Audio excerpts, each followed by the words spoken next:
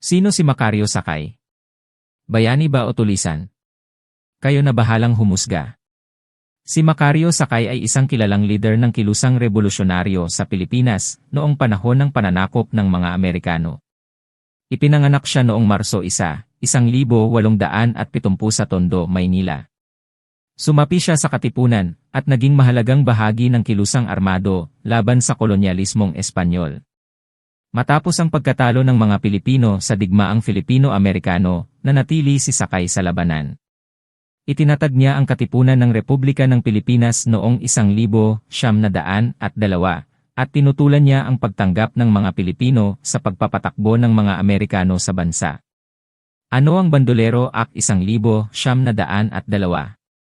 Ang Bandolero Act ng 1902 ay isang batas na ipinasa ng pamahalaang Amerikano sa Pilipinas noong panahon ng kanilang pananakop. Layunin ng batas na pigilan at parusahan ang mga armadong paglaban ng mga Pilipino laban sa kanilang pananakop.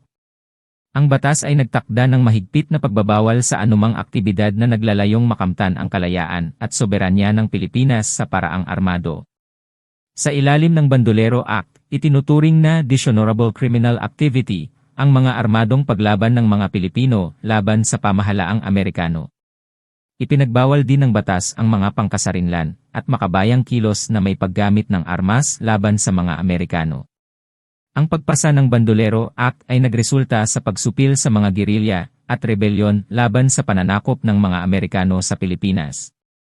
Ito rin ang nagtulak sa pagkilala sa mga lider ng revolusyon, tulad ni Macario Sakay, bilang mga bandits o mandarambong, ngunit sa kasaysayan ng Pilipinas, sila ay kinikilala na rin bilang mga bayani na lumaban para sa kalayaan at soberanya ng bansa. Si Macario Sakay ay nagkaroon ng mga mahahalagang kontribusyon sa Katipunan at sa paglaban ng mga Pilipino laban sa mga dayuhang kolonyalista, partikular ang Espanyol at mga Amerikano. Una, pakikilahok sa Katipunan. Sumapi siya sa Katipunan noong kabilaan ng 1874 na nagpapakita ng kanyang dedikasyon sa hangaring makamtan ang kalayaan ng Pilipinas mula sa pananakop ng Espanya. Pangalawa, pananatili sa laban. Matapos ang pagkatalo ng mga Pilipino sa digmaang Filipino-Amerikano, nanatili si Sakay sa laban sa mga Amerikano. Itinatag niya ang Katipunan ng Republika ng Pilipinas noong 1902 na nagpapakita ng kanyang determinasyon na patuloy na lumaban para sa kalayaan ng bansa laban sa dayuhang kolonyalismo ng Amerika. At pangatlo, pangunguna sa Republika ng Katagalugan.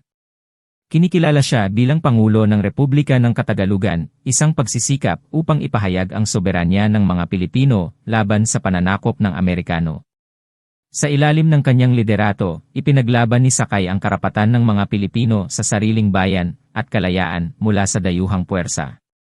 Sa kabuuan, si Macario Sakay ay isang makasaysayang figura na nagtanggol at nagsakripisyo para sa kapakanan ng bayan. Ipinapakita ang kanyang pagmamahal, pagmamalasakit sa Pilipinas sa gitna ng mga pagsubok at hamon ng panahon. Si Macario Sakay ay kilala bilang isang aktibong miyembro ng Katipunan. Noong panahon ng revolusyon laban sa mga Espanyol, nagsilbi siya bilang pinuno ng mga gerilya sa Katipunan. Sa kanyang pagiging leader, naging mahalaga ang kanyang papel sa pag-organisa at pagpapalakas ng revolusyonaryong puwersa laban sa mga Espanyol. Si Macario Sakay ay tinaguri ang tulisan ng mga Amerikano dahil sa kanyang aktibong pakikibaka laban sa kanilang kolonyal na pamahalaan sa Pilipinas.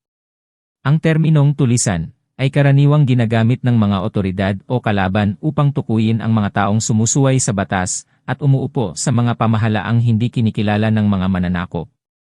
Sa pananaw ng mga Amerikano, si Sakay ay itinuturing na tulisan dahil sa kanyang papel bilang lider ng mga revolusyonaryo na lumalaban sa kanilang administrasyon.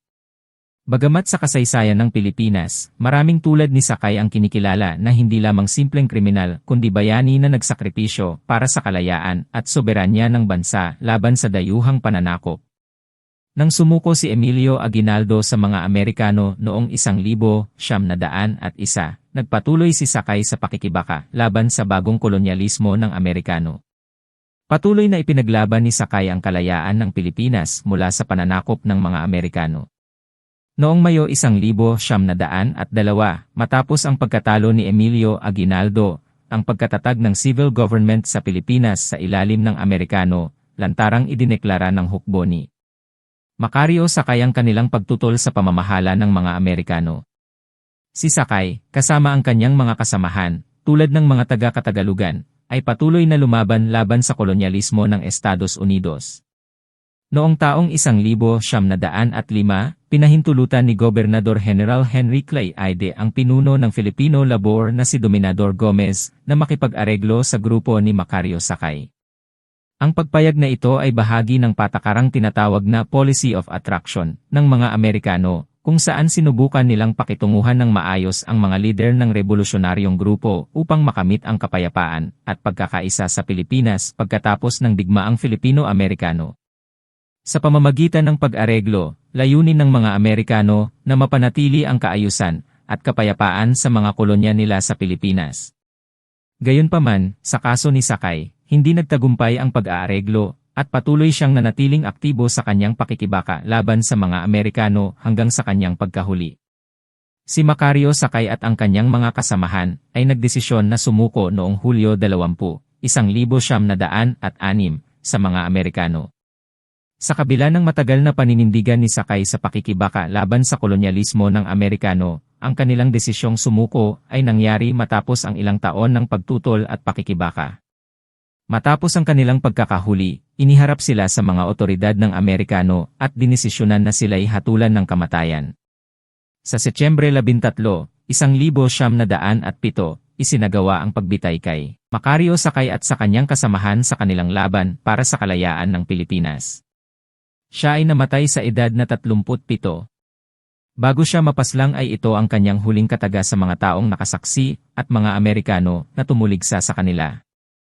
Sa malaot madali, ang lahat ng tao ay mamamatay, subalit harap ako ng mahinahon sa Panginoon.